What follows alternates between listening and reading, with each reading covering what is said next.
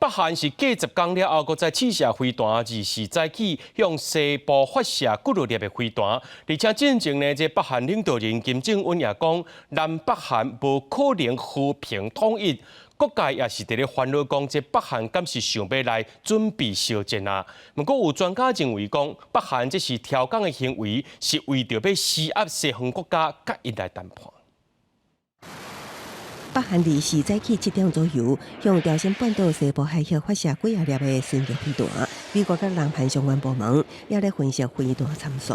北京市密切关注北韩军事动向，这也是北韩自10天前发射低档弹道飞弹以来，有新的动作。 북한의 순항미사일 발사는 탄도미사일과 달리 유엔 안전보장이사회 안보리 결의 위반에 해당하진 않습니다.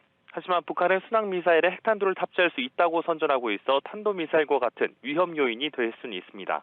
除了伊伫试射飞弹，北韩这个月也宣布废除组织两韩对话的政府机构，祖国和平统一委员会拍算修宪，将南韩列为头号敌国。那美国行星实验室伫23日的卫星影像中也发现，位伫北韩首都平壤南部郊区的通讯门已经拆掉，引起各界联想领导人金正恩进前主张，南北韩已经无可能和平统一。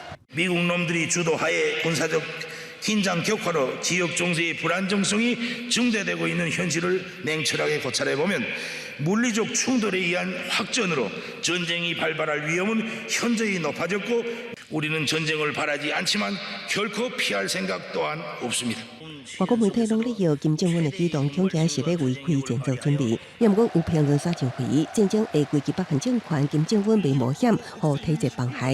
也有专家提过去北韩假术的记录对照，指出北韩是咧甲西方国家讲条件，想要互国际焦点为俄战争参加沙冲突，登到朝鲜半岛施压各国重返谈判桌。